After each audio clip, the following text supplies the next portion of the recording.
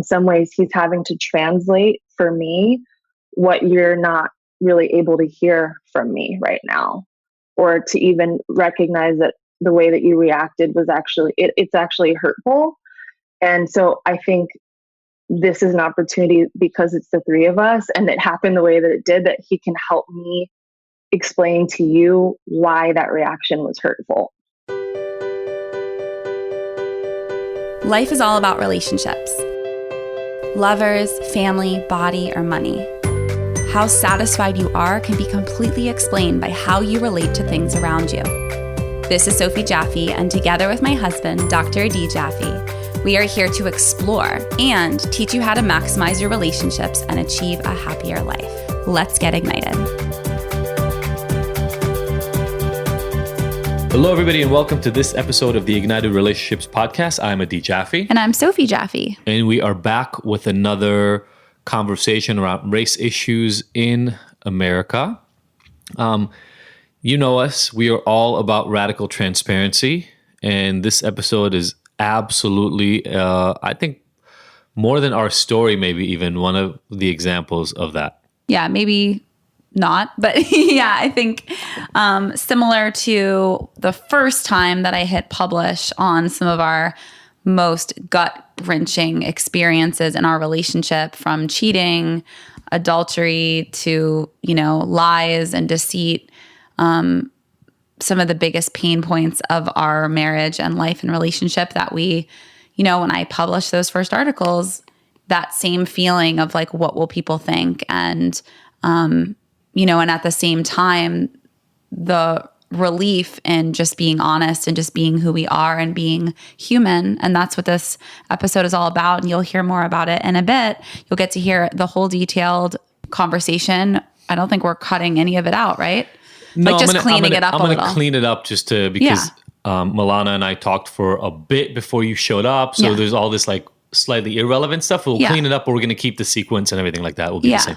So you'll hear this very honest, raw conversation between the three of us. And I don't want to spoil anything, but basically, we're using this as an example so that we can all learn and grow and really expose those blind spots that we might not be thinking of, and then take those blind spots and learn from them as we go into the future. Yeah, and recognize, hopefully, as we try to on a regular basis, that real change, the change that matters and that we're all about, is a little uncomfortable. Yeah. And it's going to be uncomfortable.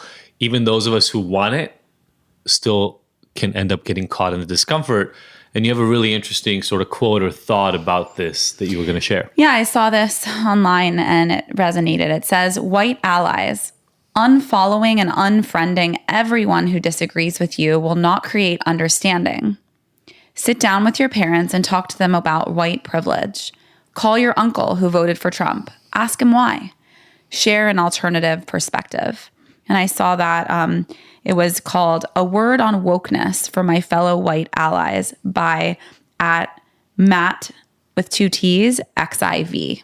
So I think, and there were a bunch of different kind of quotes and tips on, how to be a good white ally and what that means and kind of how to navigate that. So, there are some people that you're going to have to cut out of your life 100%. There are some people, that's part of taking care of yourself and having boundaries around your own heart.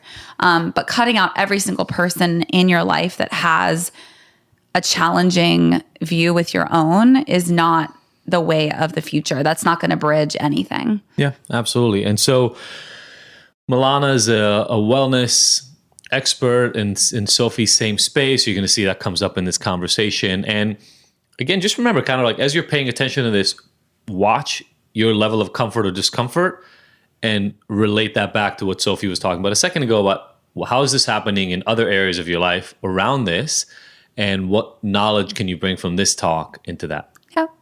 See you on the other side. I wish you bravery as you trudge forward.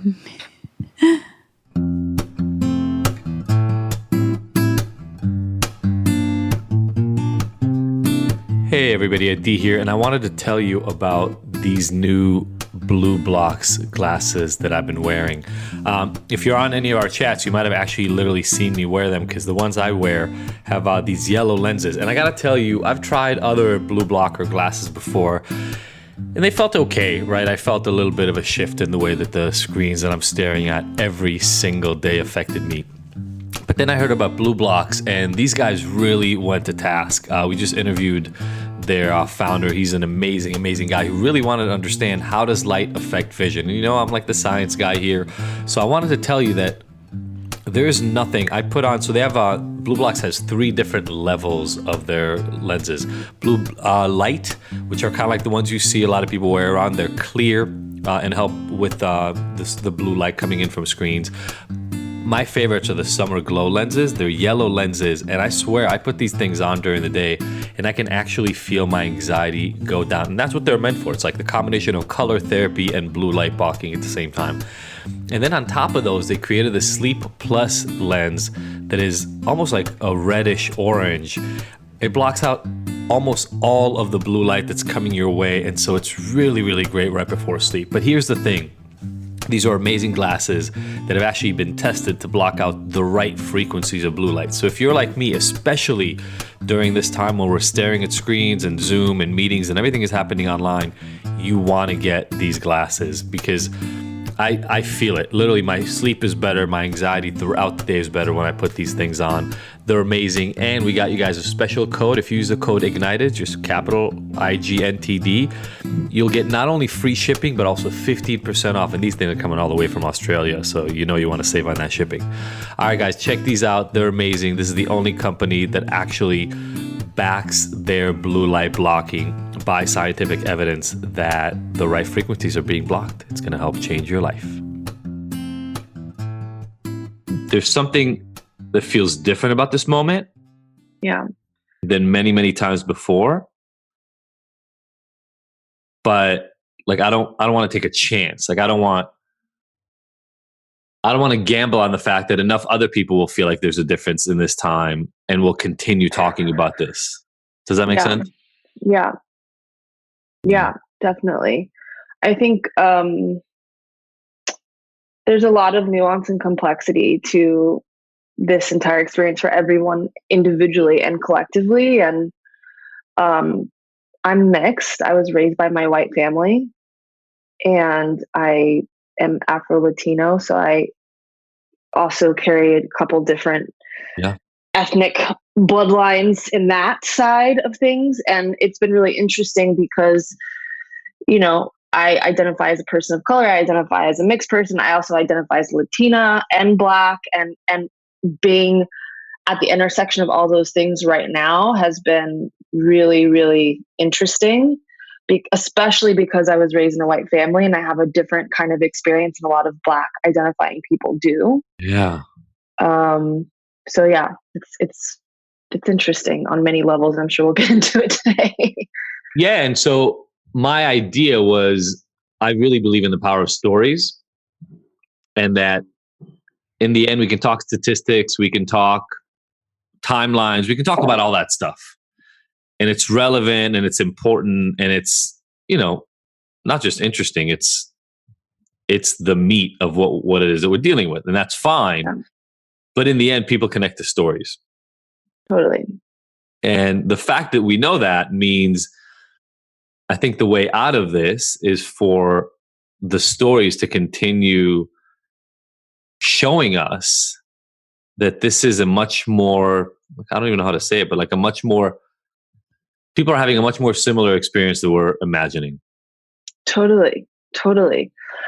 Also, so Jean, huh? How did this come about, by the way? Can I get some background? Sure. Well, no, we just met yesterday. Okay. So Maddie's been great, and we've been reaching out to people in terms of let's collect stories. Let's not pretend. We talked about this with Jean yesterday.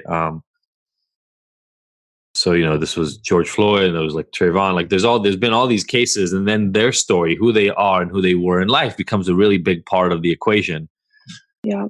But there's still incidents. It's still a young Black teenager who was wearing a hoodie, so all of a sudden a hoodie becomes a symbol. Yeah. A Black man has somebody literally put their knee on his neck, and so he can't breathe for 7 minutes before he passes out. And then for the last like couple of minutes, the person's still choking him, even though there's literally, he's passed out. So now that I can't breathe is part of the story. And so we just wanted to collect as many stories as possible so that, because what people do is they grasp onto specific details. Like, I didn't even know this, to be honest. I mean, I read the review, and so I don't think I don't think it landed for me how many different places your story might connect to people on. Totally. I think one of the things that's kind of challenging about, it's like there's also something that's happening that's like an interesting, complex like response to what's happening. And that's that I feel that a lot of white people are starting to recognize that they have not incorporated Black people in their lives at all, in their businesses, on their platforms. And I have to preface this that I know that this is well-intentioned, but one of the things that I feel kind of awkward about is that, I've been in the same room with Sophie multiple times. I've spoken at conferences that she's attended or spoken at. Yeah. And she's never followed me. She's never reached out to me. She's never asked me to be on your platform. So I have to be really, really honest with you that is really awkward for me, because I noticed it before anyways. Yeah. Well, thank you for saying that. Yeah. Thank you for saying that. Again, I said this publicly, and we're about nothing if not transparency. And so I do not, by any stretch of the imagination, think that we've discovered the answer. Yeah. So I know there have been oversights. I know there have been mistakes. I know there have been blind spots, like literally things that we literally didn't even see. Yeah. And what I see a lot of people, we talked about this with Jean yesterday. I see a lot of people muting, but part of the idea of muting is my voice doesn't matter and I'm not important in this conversation. Let the people whose voice is important speak. But what you just mentioned is relevant, because what it says is, yeah, but the people who have platforms often don't include those of us who have, I mean, you have a platform, but those of us who have different platforms in the conversation. And I think that's going to end up having to be the result if we want real change. Yeah. Right. For whatever reason there was that Sophie didn't connect, whatever it was, whether it's an internal bias to Sophie, whether it's, like I said, like a blind spot, and whatever it is, it's just not okay. It's just not enough. Like just saying, oh, well, it's just the thing that happens is no longer enough. Yeah. And what's hard, and I think why so many of us have avoided this, including Black and brown people, is that it's to have these conversations is really challenging. I wanted to say that to you before we got on air, because, and maybe this will even be on the interview. I have no idea, but it's really hard to have conversations. Well, first of all, we have to internally, Black and brown people have to get to a place where they can even have the language and the compassion to speak to white people about these things, because as you mentioned, like, this is so a part of everyday life for so many Black and brown people. And frankly, for me, I have a lot of privilege myself. So what I experience is even way less than so many Black people in the United States. And it's hard for us to internally heal all of the wounds of that we're facing every day, to then have those conversations that are awkward and not always, and often not received well. And so I want to at least give some credit and thank you for being open to having that conversation with me, whether it's on air or not, because I think I'm in a position, because of my own privilege and experiences, and because I was raised by white people. So I have a certain audacity and understanding around how to form my language around this in a different way. And so it's my job to actually be the bridge for people of darker skin tones who haven't even been in the environments to meet people like you and Zoe, Sophie, excuse me. Sorry, Sophie. So I just want to say this. First of all, thank you Thank you for speaking. Sorry for you having to be the one to say it, because that's the other piece of this, right? Is I don't remember where I heard this. But it was part of the thing of like, it's not really Black and brown people's job to educate me about the things I'm not seeing, right? Okay. It's not. And yet we're in this weird moment where I know there's shit I don't know. So it's not the job of the people who've been marginalized to educate the people who've been marginalizing them about why it is that marginalizing is a problem, right? Right. I think we can all agree, like, not the job of a woman who is abused to tell her, like, abuser, hey, this isn't okay, right? So it works in all contexts. And yet I find myself repeatedly, so like we're exposing ourselves to material, and I've watched movies related to the experience before, but again, right, like, there's a difference between connecting one-on-one with another human being and being able to be open and come to the conversation and say, look, I don't actually know the answer. So I'm not coming to you with, here's what we need to do. What I'm coming is with, let's talk about our common experiences, because in the end, I do hold a firm belief that even the most bigoted, most closed-minded people are of that mind and of that opinion because that's what they were taught is right. Totally.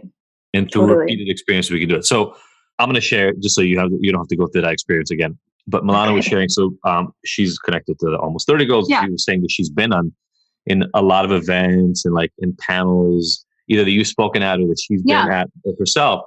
And that one of the things that she felt weird even about coming here today was you guys have still never connected. Yeah, we've never connected one-on-one. So through all these times, and she was saying, I don't know why that is, but I've been in the same room with Sophie many, many times and we've never connected. And so I think that just happens in life. I think it's just a coincidence, and just like, I know of you, but I don't really, other than Krista and Lindsay, I don't know any mutual close friends. So I think it's just a matter of like continuing to, stay connected and ask the questions. And I know of you, but I don't know you well. I just would say like an acquaintance. Well, so what we were talking about that I think is just important to bring up is whether, because I was saying that in all of our interactions, not just, everyone's.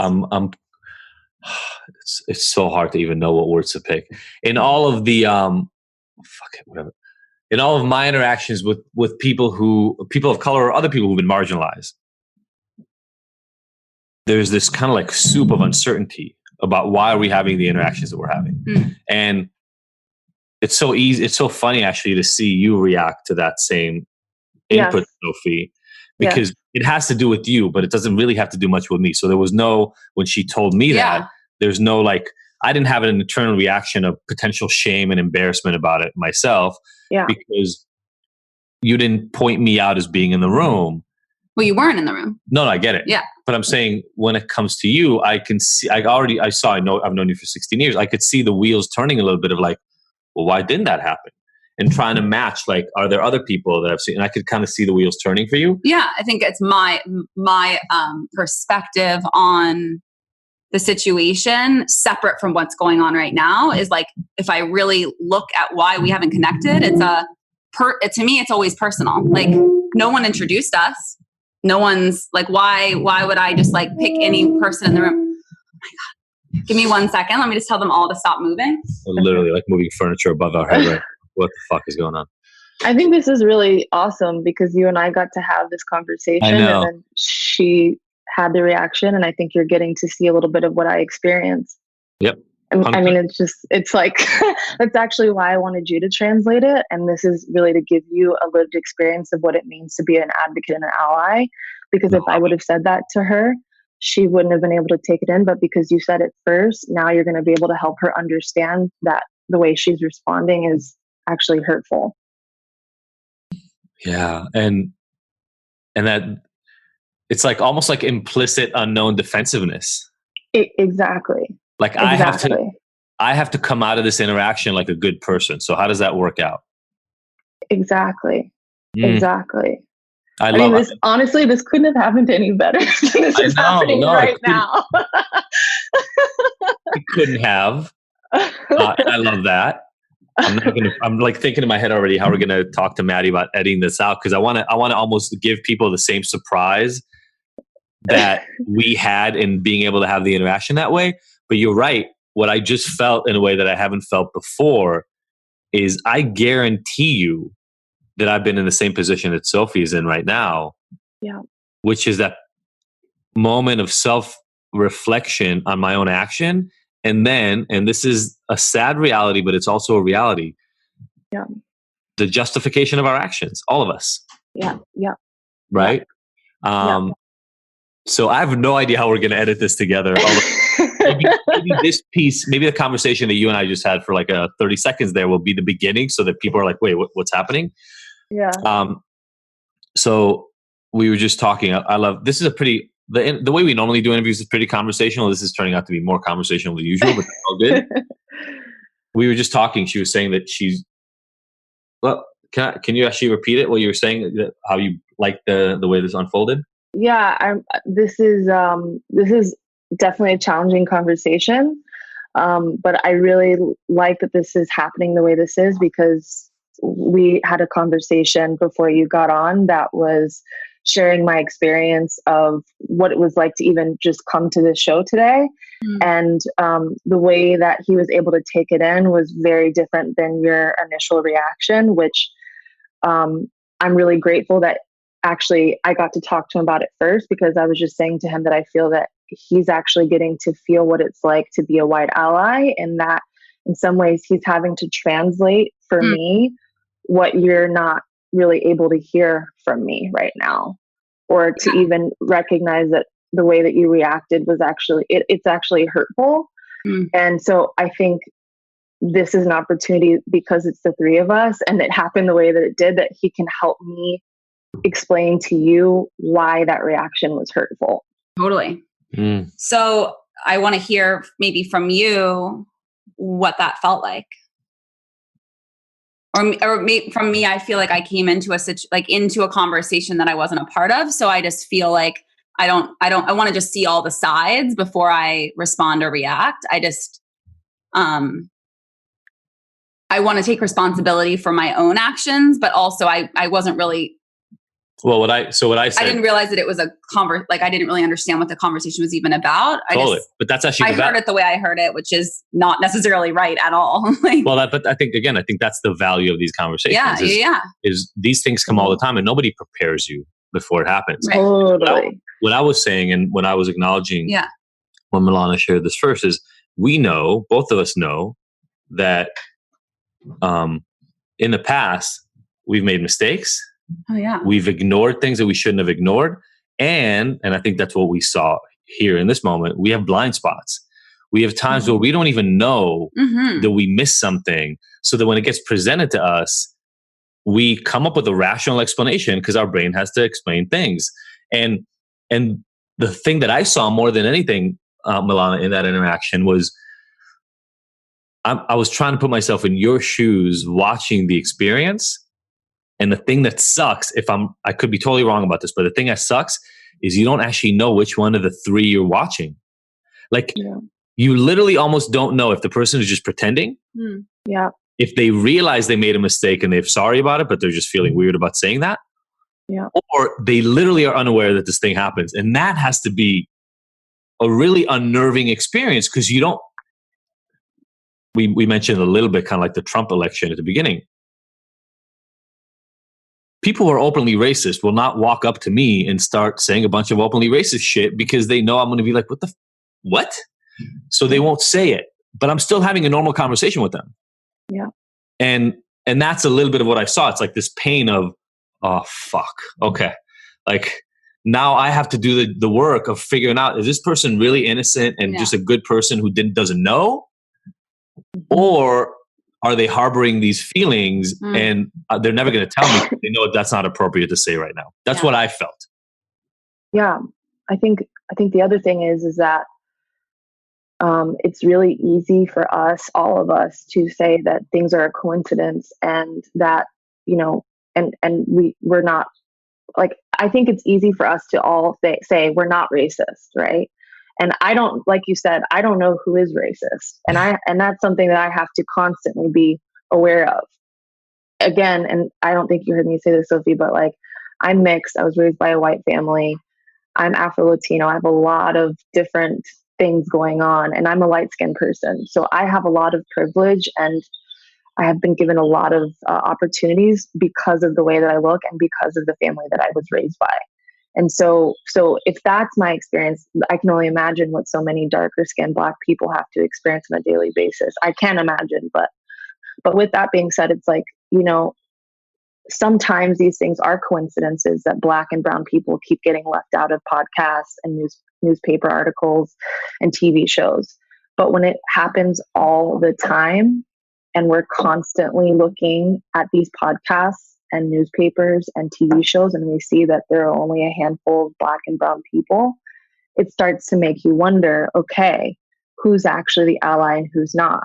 So while I absolutely would imagine, because I know, like, you guys have had Jody, who's an old friend of mine, on the show, and I've seen a few other people, I would imagine that you guys are definitely like love all people. I do want to share, and that's what I tried to share with your husband, that when we have shared spaces and the only time you've connected with me is when people are saying Black Lives Matter and blacking out their Instagram and et cetera, et cetera, et cetera, all the things from public pressure, it's awkward for me. That makes sense. And it's not even like I'm not angry about it. I don't hold anything like against you in terms of like she's racist. Right. What I was really trying to share is that it's definitely like, oh wow, this is super awkward, and I think I should probably acknowledge this because these are the kind of hard conversations we have to have right now. Yeah, I think that's great. It's refreshing and honest, and that's all that we advocate. So on both sides of the end, like both ends of the stick, we have to like practice what we preach, right? Like, as awkward as it is, like, I didn't know what conversation I was coming into. As Adi said, you don't ever know. It's not like you get a preparation paper before you're going to come into awkward situations, but the direction it was going was not where I obviously saw. And that was my blind spot. I didn't know it was about your color that you were trying to, I just was like, yeah, we've been at same events. I didn't realize at all that's where you were going with it. Yeah. But I see that now, and that's part of my blindness. And that's where I'm learning, and that's where I'm trying to fill in the gaps. And, I didn't even know till last night you were coming on the podcast. So like my own blocks of my own like busyness in my own world, raising 3 kids and having all these businesses, that's my own story. And like my reality is I don't have time to just connect with random people at events. I go, I do my shit, and I leave. And that's my own like boundary to keep myself safe, because I have too much going on. And I wish that it were different. I wish that I carved out time to get to know you, but this is our opportunity, and I'm so grateful for it. Even if it's sticky and uncomfortable. See, and then here's another thing is that it's like, there's no right words to be said.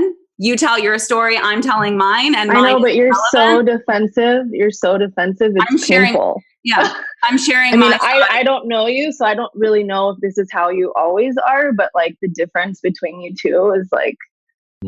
But I know why there's a difference, Millana. I know why there's a difference, because I wasn't put on the spot. It's just really hard to be in a position where like I'm literally holding space for thousands of people who are Black, brown, and white, everything in between. And then I have to get on a phone call with 2 white people who are completely unaware of the dynamics of what it's like to be in this position. And then to have an interaction like this, like, by the way, like my boyfriend is white, my mom is white. Okay. Like I have to have conversations like this all the time, but it is exhausting. It is exhausting. And to have someone not what I'm sensing, to be honest, is you're not taking it into your heart what I'm trying to say, because you have a lot going on in your life. I understand that, and I honor that. You were a mother of 3. I am not a mother. I don't even know what that's like. So I want to honor you with that. But what I do need you to understand is that you're not taking this into your heart right now. It's all in your mind. And this entire movement is about taking things into your heart and really letting it hit you and sit with you. And so for me, this interaction, like, I'm not sure how this is going to be, like how I'm going to move forward with this conversation, if it's going to be from that place. Yeah. I am open to learning and growing and hearing you and holding space for you. And I've been there. You're not in my world, but I've been there for the last week and a half and, you know, sobbing constantly, but it's not about me. It's not about me proving to you that I am doing my best every moment. I'm doing my best and that I'm here to learn and grow. I don't want to keep like, I don't want to talk. I don't even want to talk. I want you to talk. I'm like tired of hearing my own words. That's why I just want to be silent and just hear you and just listen, just hold space for you to just express yourself. And I want to hear your story. I don't want to hear myself talk. Millana, can I suggest something? Yeah. Something that's coming up for me. I think these are exactly the conversations, though, that move the needle, because, you know, it's so easy to point the finger at the people who are obviously racist, right? Like, that's easy. Those marches, I forgot where those marches were, but I think it was in Michigan. I don't remember, but where like armed white people showed up and stood next to the Black Lives Matter march to make it known that they're also there. Yeah. I think it's so easy. It's easy to point at where the gap is huge. It's in these little pieces. And so I really want to honor us being here. And look, I didn't know not just what this conversation was going to be like. I didn't know what the next month of conversations we're going to have was going to be like, because I don't want it to look pretty. If it looked pretty, then we're not hitting deep enough. Exactly. You know what I mean? Totally. And I want to first of all say about your experience that I'm sorry, because I feel the discomfort in this conversation. And it's only because my wife is sitting here. Right? Let's be honest. The only reason this is uncomfortable for me is because it's between you, who are bringing on as guests, and somebody incredibly close to me. Yeah. And the knowledge and the full-on acceptance that I don't know what percentage of conversations that you have in your daily life has that constant background noise. Like, here we fucking go. All right. I gotta figure out a way to explain why my multinational background with my white parents. So I got the white parents. So I got that. So we're good there. We'll connect on that. You know, like there's always, it's almost like this is, you know what, we were talking yesterday with our friend about this whole phrase, white privilege. Mm-hmm. And Sophie called out people from her hometown. That's a really, really small hometown that had, I think you were saying, one black person. Literally one black person in our high school. And so she was calling out her classmates and people from her school, like, hey, I haven't heard your voices speak. Are you having these conversations? And she said something like, you're probably racist parents or probably racist family or something like that. And people were really offended. And literally until like 11 o'clock last night, she was kind of defending that original stance. 1 a.m. But what I was saying to our friend who's staying with us right now, when she said, oh, well, that's white privilege, I said, no. That's not white privilege. That's racism. That's just straight up racism. Yeah. I'm sorry to say this, babe, but I think like the conversation we're having right now is the white privilege conversation. Yeah. Absolutely. This is the nuanced. Yes. I have to actively, and this is why. So what we're doing is we change the agenda, obviously. But what I committed to Maddie for the foreseeable future and to Sophie is I don't want this month to be the only month of stories we tell. Because of what you said in the beginning, which is if we just do a month, then we're just paying lip service to a man dying, which is important. Yeah. But George Floyd dying is not what's wrong with America. the systems, the absence of Black voices from white platforms, the discomfort, right? The white discomfort at bringing it up, which is why, in my opinion, so many people are fucking muting, because it's like, let me not step in my own shit. That's what my friend said last night. He's like, you're being way too confrontational. People don't come to Facebook to be confrontational. They're busy with their kids. They're busy with that. And I was like, I don't care. That's the way I do things. I'm confrontational. It's who I am, and I own that. And that's my service in the world. And like, it might make people uncomfortable, but it's like, there's no choice right now to be silent. We have to share what we're doing to inspire each other. And that's a small, teeny tiny town, which I love. I had an amazing childhood. There was also no diversity. And thank God I got to come to LA 4 times a year to visit my dad. But like, there was no diversity. And that inherently holds a problem. Yeah. And he doesn't even, like, this person I was arguing with and took it off the public platform because it was just probably hurting people, was like, these conversations are just important to have, even if it's not the right time. When is the right time? Yeah. So Millana, I want a question, because normally I ask, like yesterday, I asked Jean to share a story, and you just kind of shared the story with us.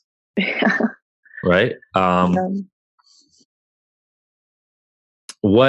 Before you got this invite, yeah, were there other times, Sophie or not Sophie, in the wellness industry, have there been other moments where you kind of went and had this exact experience that we're having right now, but maybe weren't able to talk about it? I'd like to keep it on me, because I'd like to see my I'm just like, we're here. Like, I'd like to hear what else where we've met, like panels we've spoke on together, because literally all I know is that you're friends with Krista and the almost 30 girls, Lindsay.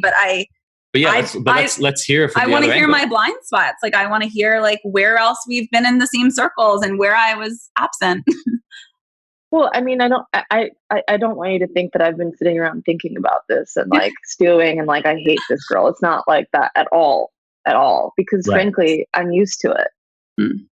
You know, like, this is the almost 30 women, like, they are not only white allies, but they're some of my dearest friends. Like, they are incredibly supportive of me. And I know that they know that putting me in the position that they have is like, it means more because I'm a Black woman / person of color.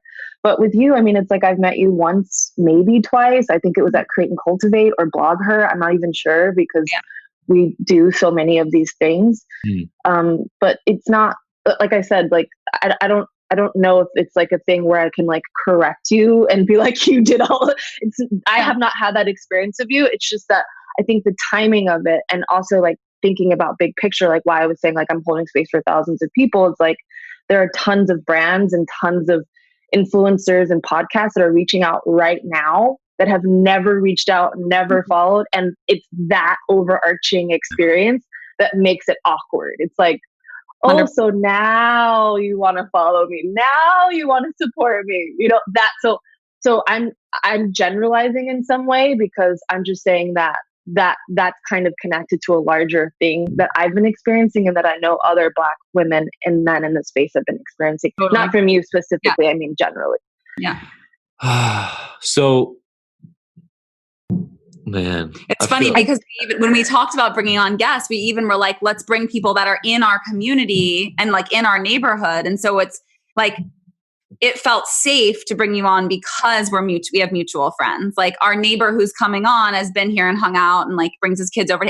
Like, we wanted to keep it more, not inner circle, because obviously we've only met a handful of times and I just know of you. I'm not connected to you, but I know of you, and I respect you just automatically because we're in the same space and you're friends with people I respect and love. So it felt safer, but I totally hear you. And I'm sorry that it felt, it also is disconnected with other people bringing you onto the podcast. Like, I should have done it myself. And maybe during this time, that's a lesson, is like, we send out, like, I need to know more. I can't be with Noah to the last second before coming on a podcast. I should be clearing space to like make space for you instead of just slipping in like I normally do.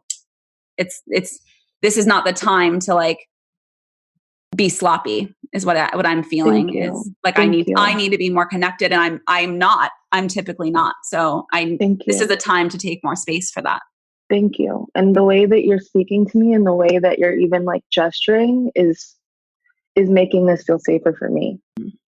And I just want to like highlight that, like the difference in the way that we're connecting right now is like the place where we can really create something beautiful together in this space, and period. You know, do you feel that difference? Yeah.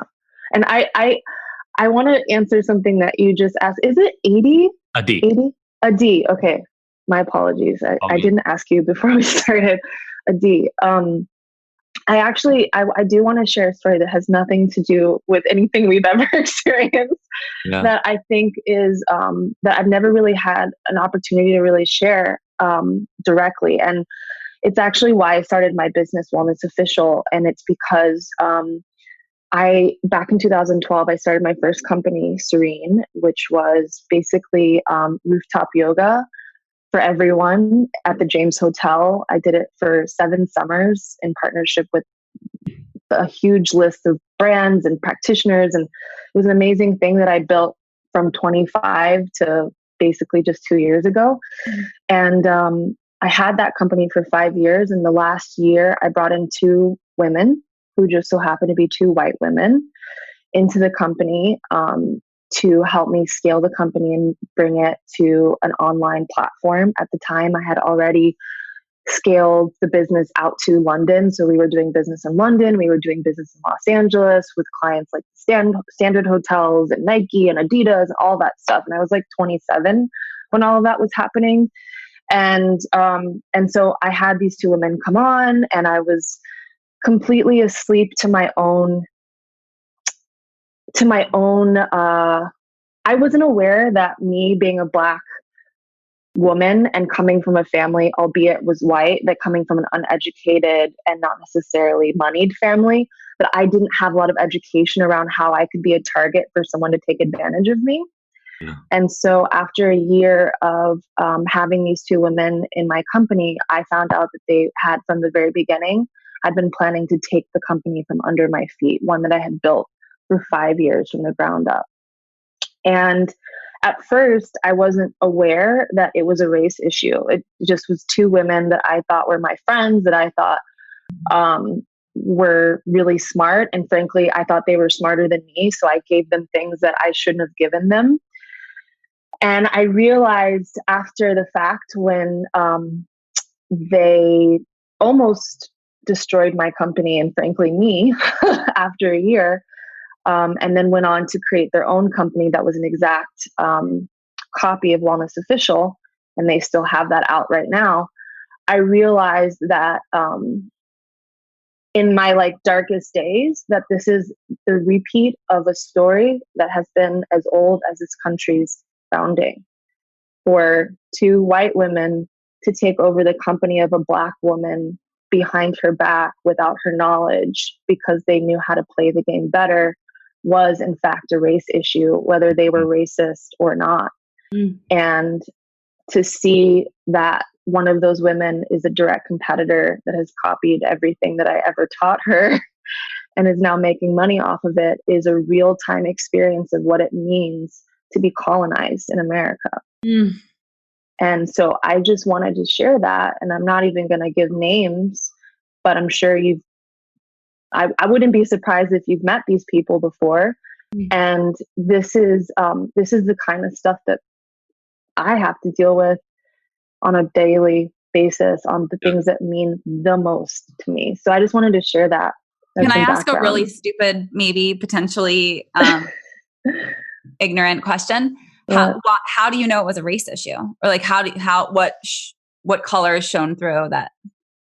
Yeah, I think where I realized it was a race issue is because this is a pattern that has built this nation. Yeah. So this idea of how could it not be a race issue if 2 white women intentionally went after a Black woman and took something without her knowing? How could that not be a part of a larger narrative? Even if I don't actually think they did it because I was Black. I just think they saw an opportunity to take. I mean, I think I think is the bigger issue.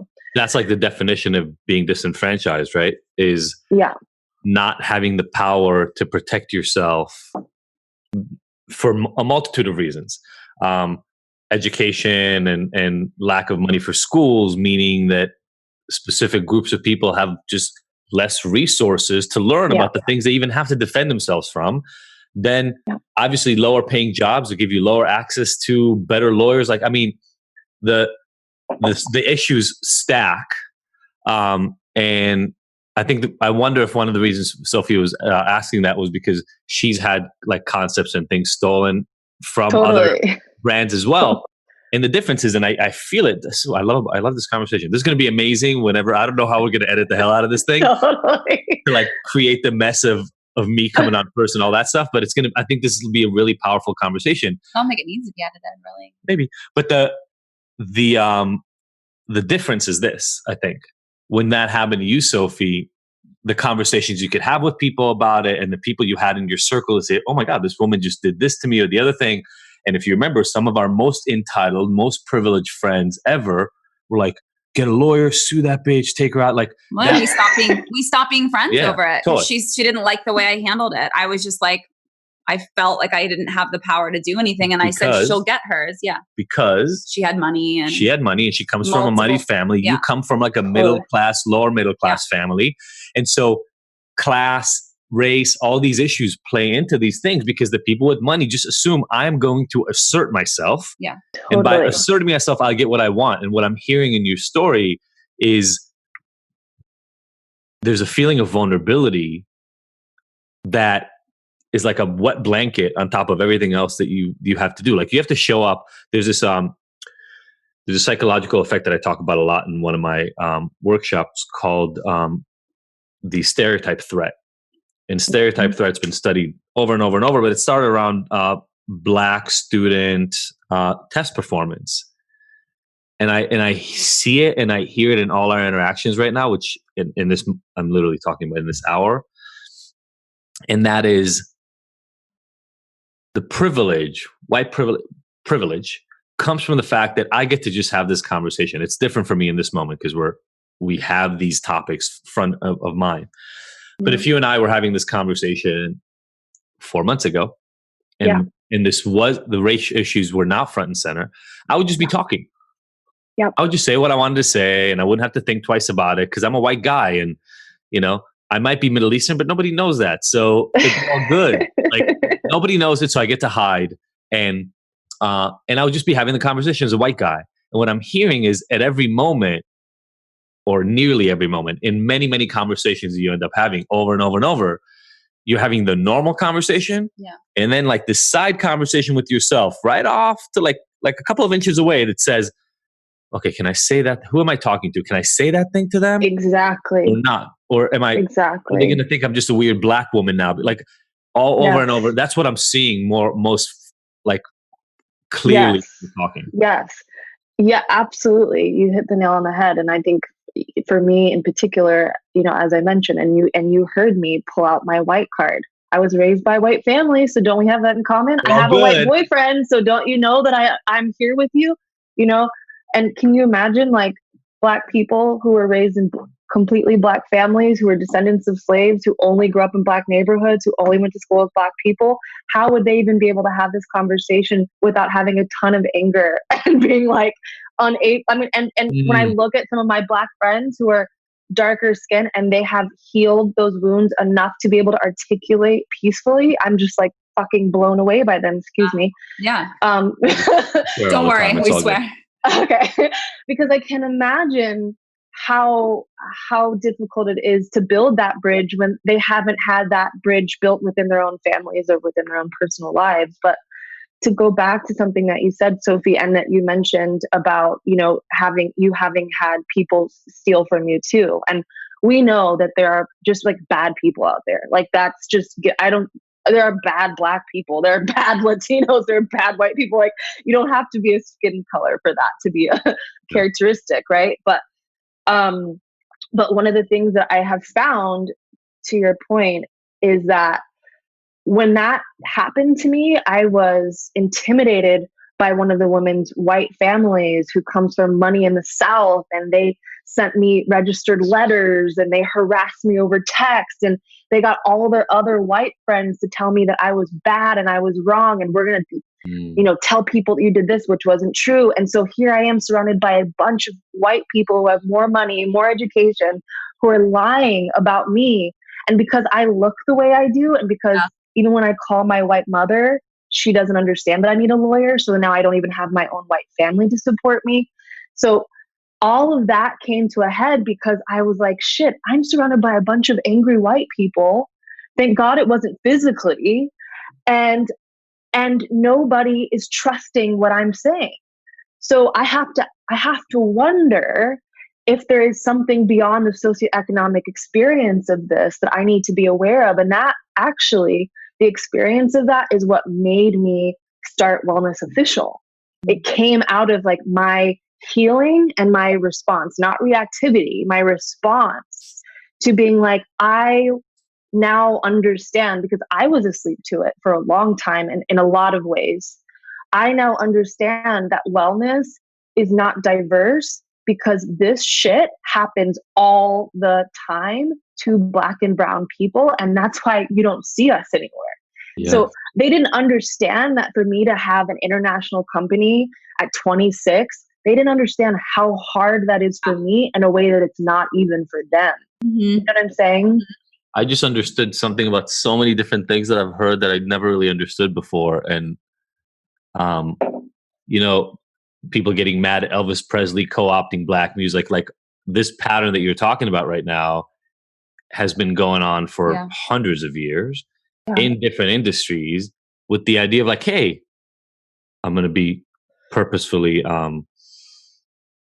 blunt when I say this. Hey, what are they doing over there? Let's find the stuff we like and let's fucking take it. Exactly. Let's just take it. Because what the fuck are they going to do about it? Yeah. Yep. Right? Which is, they in a way, don't have the resources. They don't have the money. They don't have the education. And nobody trusts them. Yeah. Yep. So they're just...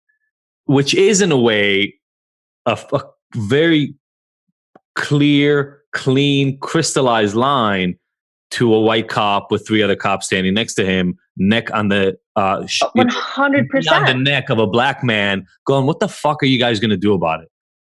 Exactly. Because obviously the socioeconomic part is there, but it also just so happens that so many Black and brown people happen to fit into that lower end of the socioeconomic structure, right? So it's just like, okay. And to your point about Elvis, like, it's so interesting because I think that's actually the perfect metaphor of exactly what we're talking about, because it's like, if you look at even like capitalism and like the culture of America, it's this concept that like, it's okay to take what you want as long as you can do something with it. If you can do something with it, then like it's a capitalist system. You get to do it.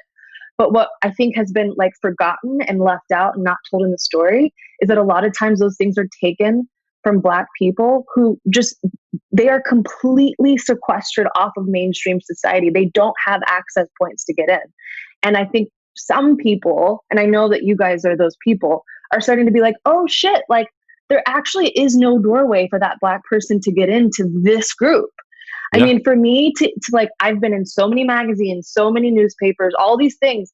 And I'm telling you, like, I'm literally like one of 5 brown or Black people that get those opportunities. And I am not asleep to the fact that it's probably because of the way I look and the way that I speak. And because I already had white friends that introduced me to the people that worked at these magazines. Yeah. 100%. So that's the thing. Even as we're talking about it, right? Like sampling, sorry, I'm going back to music. I love music.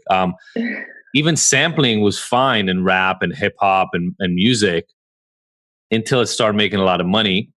And then a bunch of white people who own the record labels were like, yo, some rapper in Japan just sampled DMX's shit, get my money, right? Totally. Like they started going after it, and now you just can't sample people, and like Spotify and all those places won't let you put up sampled music. For years that wasn't a problem because there was no money in it. Now there's money in it.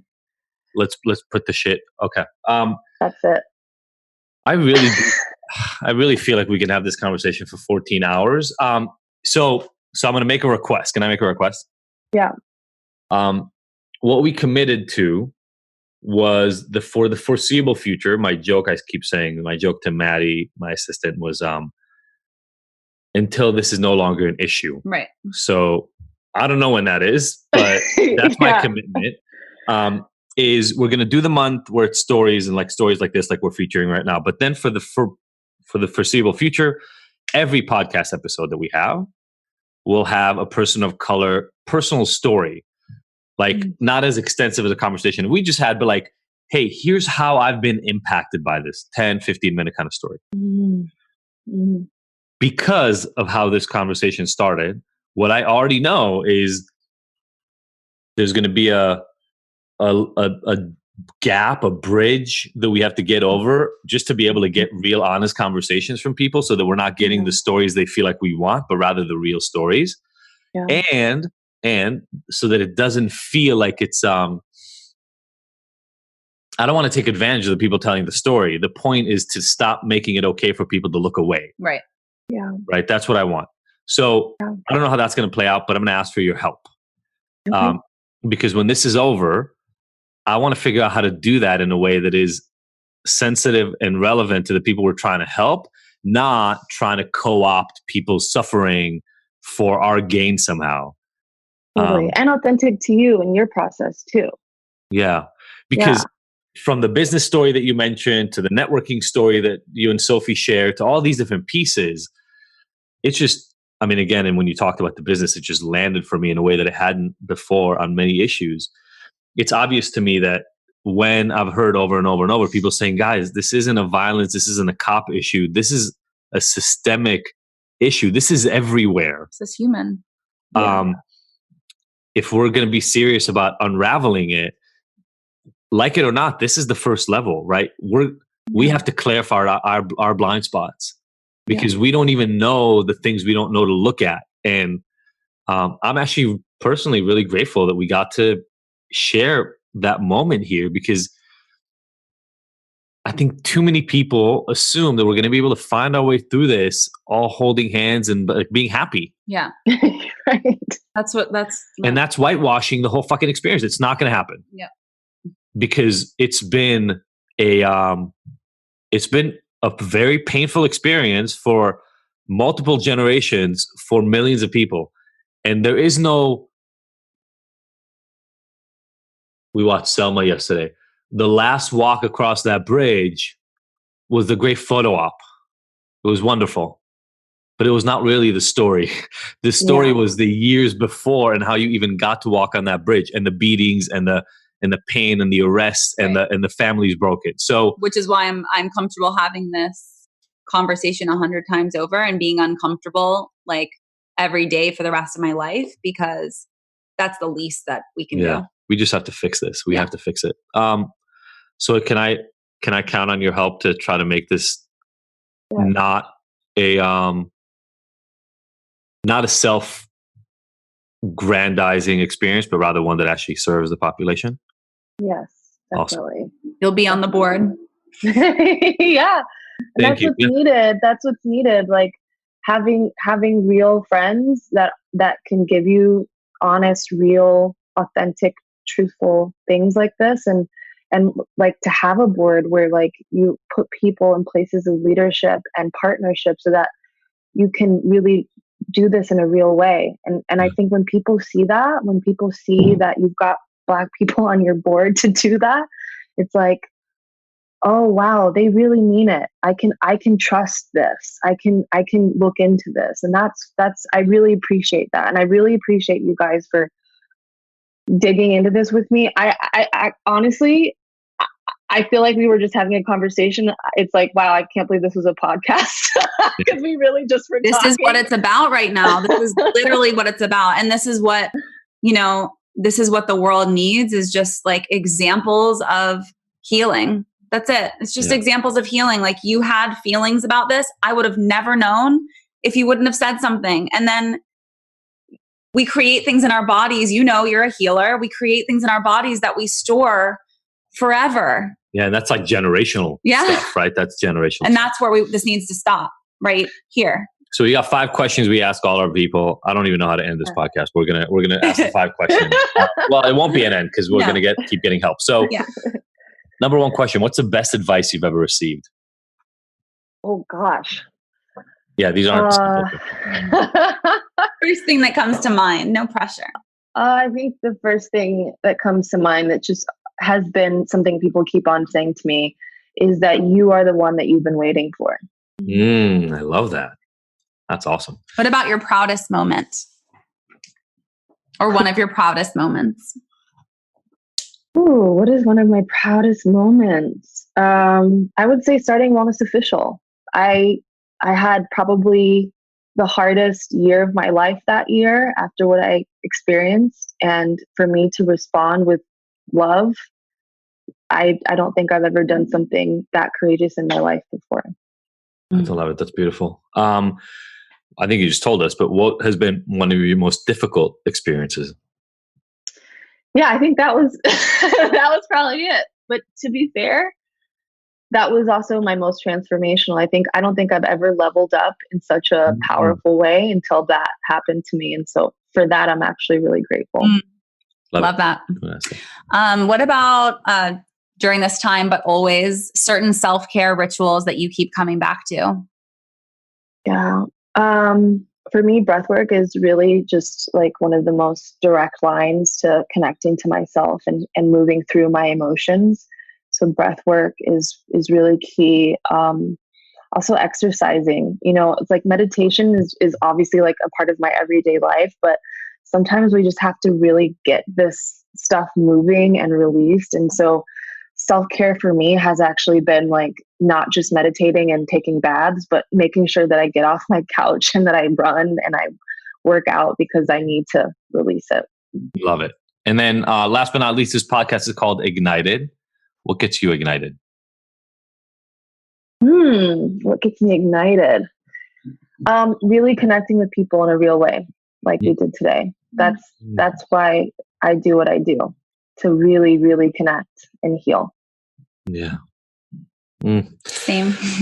I always know we've had a successful podcast when I'm tearing up throughout it.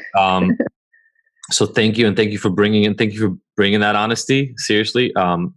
This would not have been anywhere near as powerful and deep and interesting if we kept it at surface level. So thank you so much for bringing that, really. And thank you. And I'm so sorry for if you felt any defensiveness or being in my head or not being in my heart or not being open to you. Like, I didn't know what I was walking into. It's, all the excuses in the world. It's my daughter's birthday. I was like smushing her into the nanny's arms and I didn't want to go away from her. And then, like my uneaten breakfast, it's noon and I haven't eaten. It's like, it's all the things of life. And I'm sorry. And I'm sorry I was insensitive to what I was walking into. And I promise to be more prepared going forward. So I'm not just like thrown in. I actually take space for who's coming on as a guest, especially in this sensitive time, because being frazzled isn't helping anything. I need to be grounded and centered so I can hold space and really listen instead of like saying whatever defense I was saying in that moment. So I'm sorry. And I'll do my best. Thank you. I really appreciate that. I'm really glad we got to have this experience, Sophie. Thank you. Yeah. Thank you so much. And thank you, Adi. Wow. Mm-hmm. You really helped me today explain some things that were really tough to explain. And I just want to highlight what you did, because that is what white allyship looks like. That's what it is. You literally got to embody that in a way that maybe, I don't know, maybe you do this all the time, but at least for me now, like that's his gift. Yeah. Not in this context. And I got to learn a lot because I got to see somebody I really care about in pain because she was causing pain. It was, this is what we have to do. We have to do this. If we don't do this, we're going to be right back here in a fucking year and more people are going to die. And it's just not okay. It's not okay anymore. Thank you. Thank you so much. Thank you, everybody, for listening to the Ignited podcast. We were so happy to have you along for this ride. Please go and subscribe to this. Leave us a review. We love hearing from you. And if you want more, don't forget to go to ignited.com, where all the podcast episodes are available with show notes and so many of the little details and links from each one of these interviews. And you can look at all the future events that we have going on, all the things that make Ignited so special, even beyond this recording. Again, thank you so much for joining us. We will see you next week.